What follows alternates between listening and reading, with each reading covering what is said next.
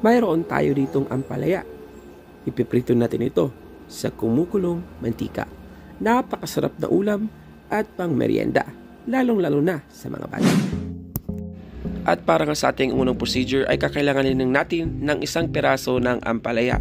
Pero kailangan ay mahugasan lang natin muna siya ng maigi. Pagkatapos ay hatiin lang natin siya sa gitna and then tanggalin natin yung white part na yan. So gamit yung kutsara ay tanggalin lang natin yung white part na yan dahil mapait po yan.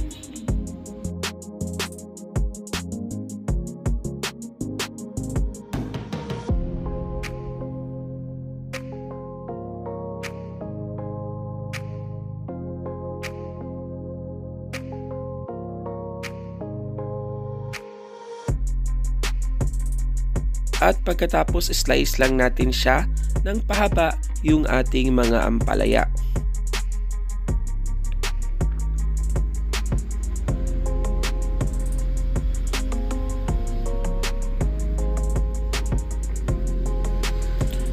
At pagkatapos slice lang natin siya ng maliliit.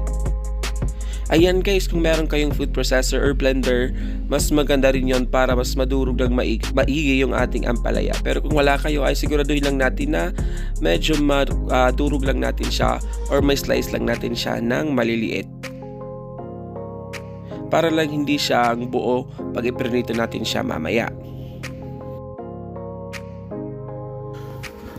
Pagkatapos ay ilipat lang natin ito sa mixing bowl and then hugasan lang natin siya ng maigi.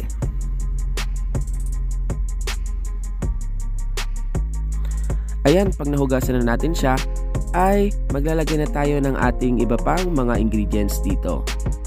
So una na riyan ay mag-crack tayo ng itlog. So bali 2 itlog ang ating inilagay dito. Pagkatapos maghihiwa tayo dito ng ating bawang. So bali 2 cloves ng ating garlic ang ating gagamitin dito. Chop lang natin siya ng maliliit.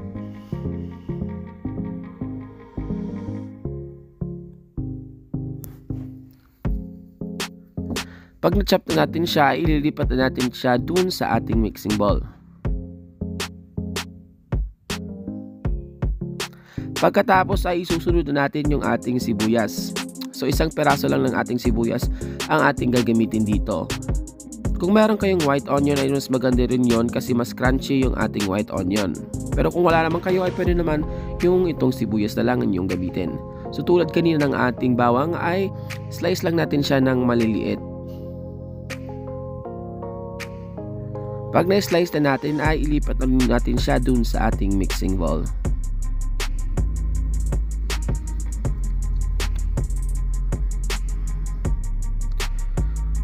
Pagkatapos maglalagay pa tayo dito ng ating salt and pepper, pampalasa lang.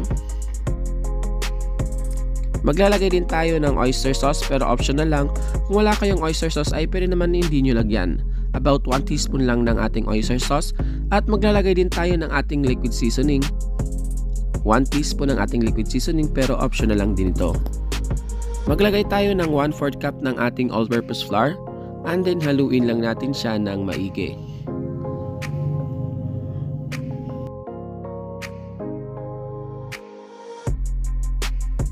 Siguraduhin lang natin na mahalo natin siya ng maigi bago natin siya iprito dun sa kumukulong mantika.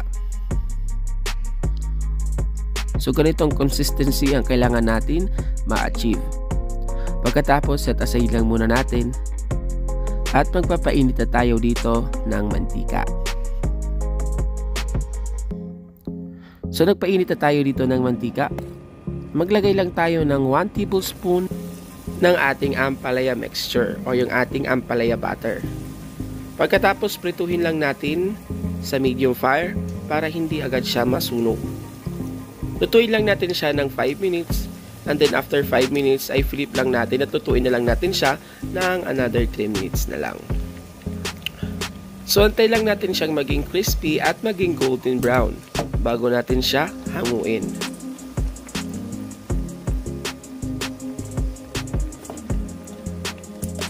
So after 5 minutes ay flip lang natin na yung ating ampalaya. So kung makikita nyo ay golden brown na siya. So ganyang kulay ang kailangan natin ma-achieve dito. So flip lang natin siya. And then lutuin na lang natin yung other side ng 2 minutes. So after 2 minutes ay lutong-luto na yung ating ampalaya.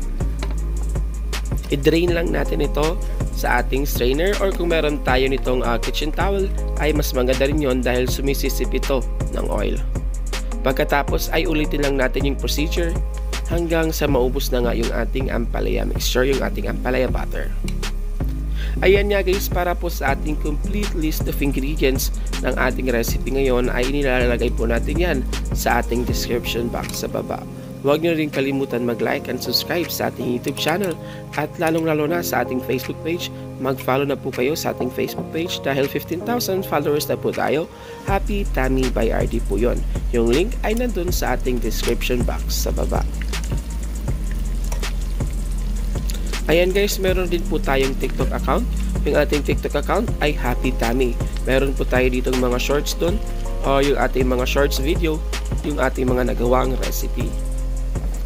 So ayan nga guys, hanguin lang ulit natin siya at i-drain at ready to serve and to eat na ito.